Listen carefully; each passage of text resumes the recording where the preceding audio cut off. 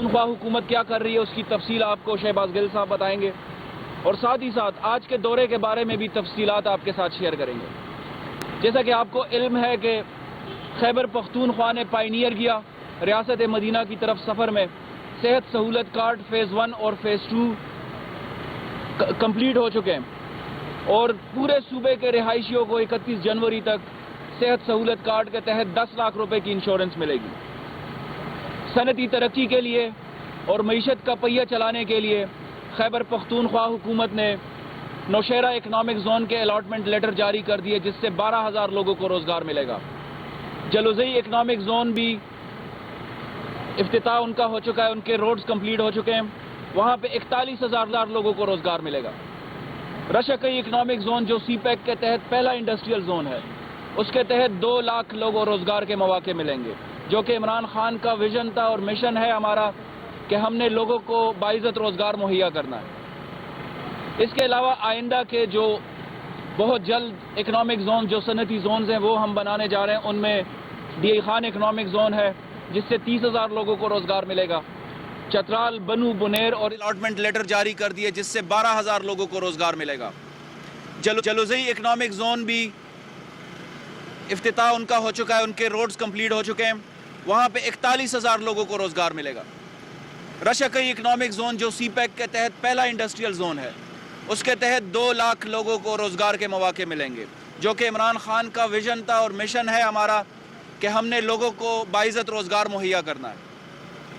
اس کے علاوہ آئندہ کے جو بہت جلد اکنامک زون جو صنعتی زونز ہیں وہ ہم بنانے جا رہے ہیں، ان میں لوگوں کو باعزت روزگار مہیا کرنا ہے۔ اس کے علاوہ آئندہ کے جو بہت جلد اکنامک زون جو صنعتی زونز ہیں وہ ہم بنانے جا رہے ہیں، ان میں D E Khan economic zone ہے جس سے 30,000 لوگوں کو روزگار ملے گا۔ چترال، بنو، بنیر اور اس کے علاوہ دیگر اکنامک زونز ہم بنانے جا رہے ہیں، ماربل سٹیز ہیں، اس سے بھی بہت بڑی تعداد میں لوگوں کو روزگار کے مواقع ملیں گے۔ انڈسٹریز کو سہولیات مہیا کرنے کے حوالے سے ویلنگ ماڈل متعارف کرایا گیا، جس سے 137 میگا واٹ بجلی انڈسٹریز کو ملے گی اور لاکھوں لوگوں کو اس سے بھی روزگار ملے گا، سستے نرخوں پر بجلی ملے گی۔ ہم نے بہت بڑے انفراسٹرکچر پروجیکٹس کمپلیٹ کیے اور پائپ لائن میں ہے، جن میں Swat express way phase 1 complete ہو چکا ہے، سوات ایکسپریس وے فیز 2 کی ایکنک سے اپروول آ چکی ہے، خیبر پاس اکنامک کوریڈور کی فیزیبلٹی فائنل سٹیجز میں ہے، پشاور ڈی ای خان کی فیزیبلٹی سٹارٹ ہو چکی ہے موٹر وے کی، جو پہلا موٹر وے ہوگا صوبے کا اتنی بڑی 274 کلومیٹر کا، اور دیر چکدرا موٹر وے کی بھی فیزیبلٹی کی اپروول ہو چکی ہے۔ کنسٹرکشن سیکٹر جو عمران خان پہلے دن سے کہہ رہے تھے کہ کنسٹرکشن سیکٹر کو فیسیلیٹیٹ کرنے کے لیے اس سے روزگار کے مواقع پیدا ہوں گے، ہائی رائز فلیٹس کی این او سی جاری ہو چکے ہیں، پرائیویٹ سیکٹر میں بھی اور پبلک سیکٹر میں بھی بننے جا رہے ہیں۔ جرما ہاؤسنگ سکیم، سی پیک سٹی ہاؤسنگ سکیم جس کا آج عمران خان افتتاح بھی کریں گے، اور پشاور ماڈل ٹاؤن جو کہ ہماری ہاؤسنگ سیکٹر میں بہت بڑی ایک اچیومنٹ ہوگی انشاءاللہ۔ قبائلی اضلاع کی ترقی بھی اس صوبے کے سر پر صحرا ہے، جس میں خیبر پختونخوا حکومت نے بہت کم عرصے میں ریکارڈ ترقیاتی کام کیے، اور جس کے لیے ٹاسک فورس کا قیام عمل میں لایا گیا، اور 7 قبائلی اضلاع میں زور و شوروں سے ترقی کا عمل شروع ہے۔ اس کے علاوہ جیسے میں نے کہا کہ آج کے دورے میں عمران خان صاحب پشاور انسٹیٹیوٹ آف کارڈیولوجی، حیات آباد سپورٹس کمپلیکس اور جلوزئی ہاؤسنگ سکیم کے علاوہ نوجوانوں کے لیے ایک بہت بڑے سکیم کا افتتاح کریں گے اور نوجوانوں میں چیکس ڈسٹریبیوٹ کریں گے۔ میں بھی ریکویسٹ کرتا ہوں کہ کوئکلی آپ کے ساتھ شہباز گل صاحب بھی ان انیشیٹوز کی ڈیٹیلز شیئر کریں۔ جی بسم اللہ الرحمن الرحیم، آپ سب دوستوں کا آنے کا بہت شکریہ۔ دیکھیے، آج کا دن پوری قوم کے لیے سب سے پہلے تو میں اس بات سے شروع کروں گا کہ ہسٹری میں ایک ایسا دن ہے جس کو قوم کبھی بھلا نہیں سکتی۔ ہمارے پھول جیسے بچوں کو آج شہید کیا گیا، اور اللہ ان کے والدین کو صبر دے، وہ تو جنت میں ہی ہیں سارے بچے ہمارے، اللہ ان کے درجات بلند کرے اور ان کے لواحقین کو صبر دے، جو کہ آج اکنامک گروتھ کی بات کر رہے ہیں۔ ابھی بنگش صاحب آپ کے سامنے اکنامک زونز کی بات کر رہے تھے، हाउसिंग सेक्टर्स की बात कर रहे थे, तो ये इसमें हम कभी नहीं भूल सकते हमारे वो शोहदा, भले वो हमारी बहादुर अफवाज में से हों, भले हमारे सिविलियन हों, जिन्होंने कंधे से कंधा मिला के इस मुल्क के लिए ये जंग जीती, हमारे आने वाले बच्चों के लिए अमन जीता। हमें सबको इस पे फख्र है और हम सारी कौम एकजुट इकट्ठे हैं के लिए ये जंग जीती, हमारे आने वाले बच्चों के लिए अमन जीता। हमें सबको इस पे फख्र है और हम सारी कौम एकजुट इकट्ठे हैं।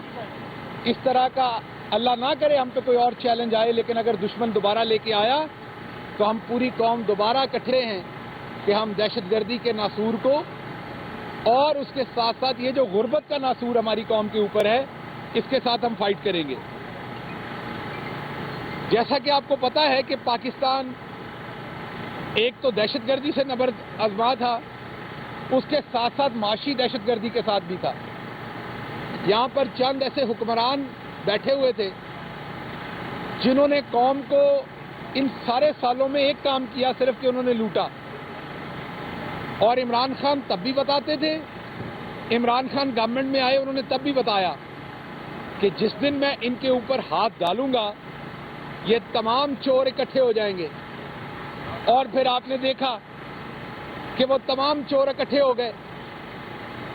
और अब जब उनके पास बताने को कोई बात नहीं है, क्योंकि एनआरओ चाहिए, जिसको केपी में एनआरओ चाहिए वो साउथ केपी में जाते हैं और वहां पर हमारे जो बहादुर, इज्जतदार, गैरतमंद कबाइल बैठे हैं, जिनमें मरवत हैं, मियाँ खेल हैं और बहुत सारे हमारे वहां पर लोग, जो हमारे बहुत सारे भाई वहां पर बैठे, हमारे कबाइल बैठे हैं, उनको मौलाना फजल रहमान ने वहां गाली गलौज की एक जलसे में, जिसकी मैं जिस कदर मजम्मत कर सकता हूं वो कर रहा हूं केपीके की सरजमीन पर आके।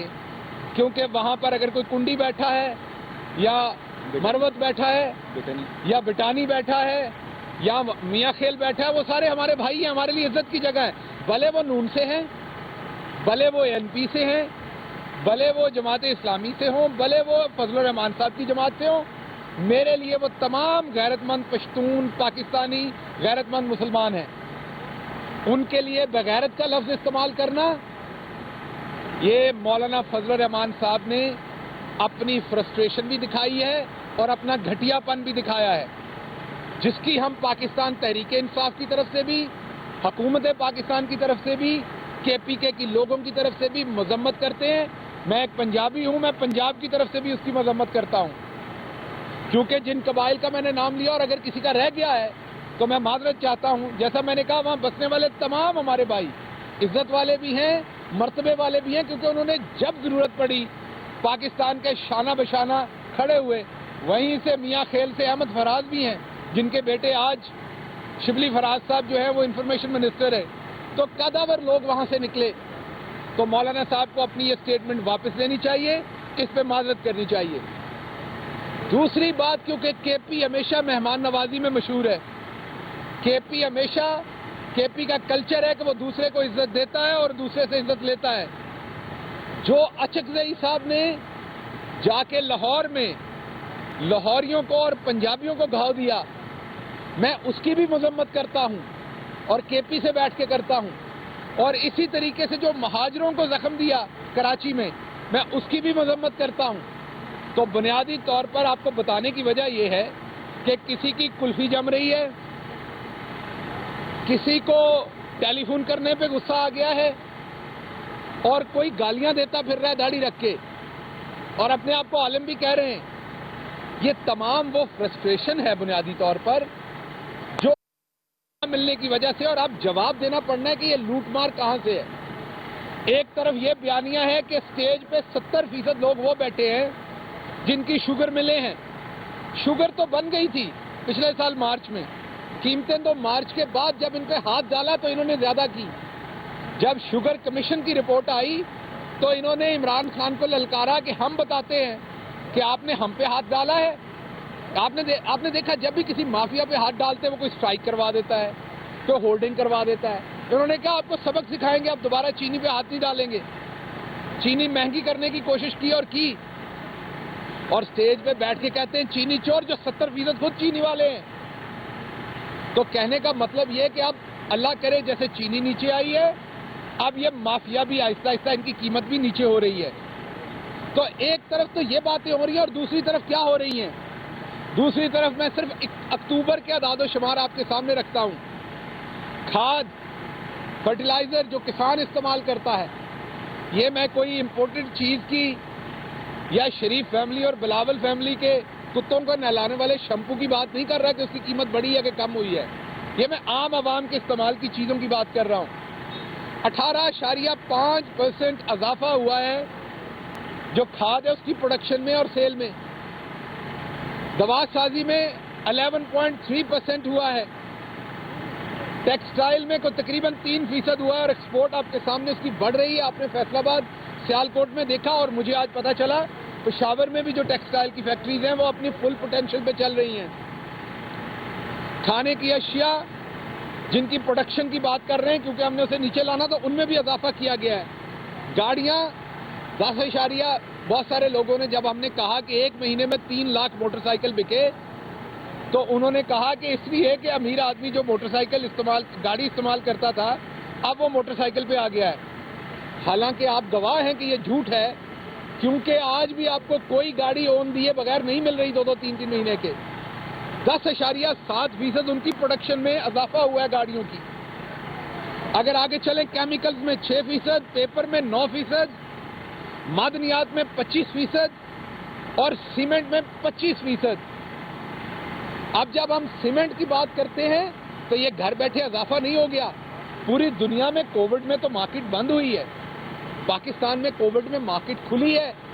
اور کیوں کھلی ہے؟ عمران خان کی وزڈم، عمران خان کا حوصلہ، اپنی قوم کے اوپر یقین. عمران خان نے لگاتار ان چوروں کا پریشر نہیں لیا جو کہہ رہے تھے کہ اگر پورا لاک ڈاؤن نہ کیا اور کسی کی جان چلی گئی تو عمران خان پہ اس کی FIR ہونی چاہیے. یہ چور اب کیا کہتے ہیں کہ اب کسی لاک ڈاؤن کی ضرورت نہیں ہے، جب دوسری ویو میں ہم کہہ رہے ہیں اسمارٹ لاک ڈاؤن کریں تاکہ یہ جو معاشی اشاریہ آپ کے سامنے دیے ہیں کہ آپ کی ٹیکسٹائل بھی گرو کر رہی ہے، آپ کا سیمنٹ بھی گرو کر رہا ہے، کھاد کر رہی ہے تو کسان گرو کر رہا ہے، ٹیکسٹائل کر رہا ہے تو مزدور گرو کر رہا ہے، ساتھ ساتھ کنسٹرکشن کر رہی ہے تو مزدور کر رہا ہے، ہاؤسنگ ہو رہی ہے. تو اس بار یہ کہہ رہے ہیں لاک ڈاؤن نہیں کرنا کیونکہ اس وقت یہ کرونا پھیلا کر حکومت گرانا چاہتے تھے. اس دفعہ یہ معیشت تباہ کر کے حکومت گرانا چاہتے ہیں کیونکہ انہیں NRO چاہیے. پاکستان کے پچھلے 70 سالوں میں 12 سیمنٹ کے پلانٹ کام کر رہے ہیں. ابھی اس ٹائم پرائم منسٹر نے ایک تو کرونا کے اوپر بڑا وزڈم والا اور بہادر ڈیسیجن لیا، مکمل لاک ڈاؤن نہیں کیا، اور اس کے ساتھ ساتھ انہوں نے ہاؤسنگ کے پروجیکٹ کے اوپر آپ نے دیکھا کنسٹرکشن کو جو مراد دی، جس طریقے سے اس کے پیچھے کھڑے ہوئے، کنسٹرکشن بڑھی. ابھی ہمارے پاس ایپلیکیشنز ہیں 5 نئے سیمنٹ کے منصوبے لگانے کے لیے، جن میں سے 2 خوشاب میں، 1 میاں والی میں، 1 DG خان میں، 1 جہلم میں. یہ جو پرائیویٹ پارٹیز ہیں جو وہاں پر فیکٹریز لگانا چاہتی ہیں انہوں نے پنجاب حکومت کو یہ اپلیکیشن دی ہیں. مجھے پوری امید ہے کہ KP میں بھی ہوگا ایسا کچھ نہ کچھ ضرور. تو 12 پورے پاکستان کی تاریخ میں فیکٹریز تھیں اور 5 فیکٹریز کی اپلیکیشن آئی ہے. تو آپ سیمنٹ کی انڈسٹری کس طرح گرو کر رہی ہے جو ڈائریکٹلی پروپورشنل ہے آپ کی تعمیرات کی اور ایکسپورٹ کے ساتھ. تو دیٹ مین کہ ہمارے مزدور کو اللہ کا شکر ہے مزدوری ملے گی، غریب کے لیے معاملات ٹھیک ہوں گے. اس کے بعد پرائم منسٹر نے جو ہاؤسنگ کے پروجیکٹ وہ لائے ہیں ان کی چند چیزیں میں آپ کے سامنے رکھ دوں. میں صرف پنجاب کے پہلے آپ کو نمبر دے دوں. 70 ملین اسکوائر فٹ کے تقریباً منصوبے ہیں، مربع فٹ کے 70 ملین 7 کروڑ مربع فٹ کے کنسٹرکشن کے منصوبے ہیں جن کی ایپلیکیشن آ گئی ہے یا اپروو ہو گئی ہے یا پائپ لائن میں ہے. اگر 10,000 اسکوائر فٹ کا آپ کوئی پروجیکٹ شروع کریں تو اس سے مزدوروں کے علاوہ، میں 10,000 اسکوائر فٹ کی بات کر رہا ہوں، तकरीबन 33 नौकरियां निकलती हैं। आर्किटेक्चर होता है, उसके दफ्तर में लोग होते हैं, आर्किटेक्ट के दफ्तर में होता है, वहाँ आप बिल्डिंग का आर्किटेक्चर बनाते हैं, उसके बाद कंस्ट्रक्शन है, इंजीनियर्स हैं, तो 33 नौकरियां निकलती हैं 10,000 मुरब्बा फुट के ऊपर। 10 उनमें से स्किल्ड नौकरियां होती हैं और 23 तकरीबन अनस्किल्ड होती हैं। ये हम नहीं कह रहे, ये इंटरनेशनल रिसर्च कह रही है, जो पूरी दुनिया में एक मुरव्वजा असूल है। गूगल से आप उस रिसर्च को डाउनलोड करके देख सकते हैं। तो अगर उस हिसाब से हम जाएं तो ये जो 70 मिलियन स्क्वायर फुट या 70 मिलियन मुरब्बा फीट जो है कंस्ट्रक्शन के प्रोजेक्ट सिर्फ पंजाब में आ रहे हैं, आप देख सकते हैं कि तकरीबन 3 लाख से ज़ायद नौकरियां सिर्फ इन प्रोजेक्ट्स में होंगी। लेकिन आप इनसे पीछे निकलते हैं, इन प्रोजेक्ट्स की वजह से सरिया भी आना है, इन प्रोजेक्ट में सीमेंट भी आना है, इन प्रोजेक्ट में ईंट भी आनी है, तो उन तमाम फैक्ट्रीज में भी लेबर की ज़रूरत होगी। तो अब आप मल्टीप्लाई इफेक्ट देखिए कितना बनता है, और ये 3 लाख को मल्टीप्लाई कीजिए, कितनी जॉब्स बनती हैं। ये यहाँ मजाक उड़ाते थे कि आप 1 करोड़ नौकरियां कैसे देंगे। हम इंशाल्लाह 1 करोड़ से ज़्यादा नौकरियां देंगे। आप ये बात तो बढ़ने दें आगे, लेकिन हम करें क्या? इनके नज़दीक तो नौकरी सिर्फ है जिसमें 10 लाख रुपया मिले। इनको क्या पता कि जब एक मजदूर शाम में 1000 रुपया या 500 रुपया लेके जाता है, उसके लिए वही इज्जत की नौकरी है, क्योंकि उसने नैब में नहीं जाना। बाद में उसने फाइल पे साइन करके बाद में हराम नहीं खाया हुआ कि उसने नैब भुगतनी है।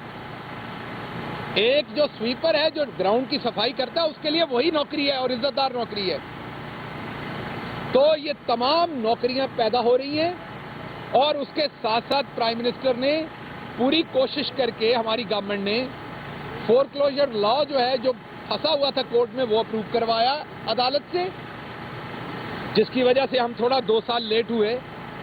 लेकिन अब आप देखिए कि सिर्फ लाहौर, पेशावर, कोयटा, कराची, इन शहरों में जो चीज़ें आ रही हैं, जो हम लो हाउसिंग प्रोजेक्ट ला रहे हैं, उससे आपको अंदाज़ा होगा। सिर्फ मैं एक एग्जांपल देता हूं, लाहौर में एक प्रोजेक्ट आ रहा है 35,000 अपार्टमेंट्स का।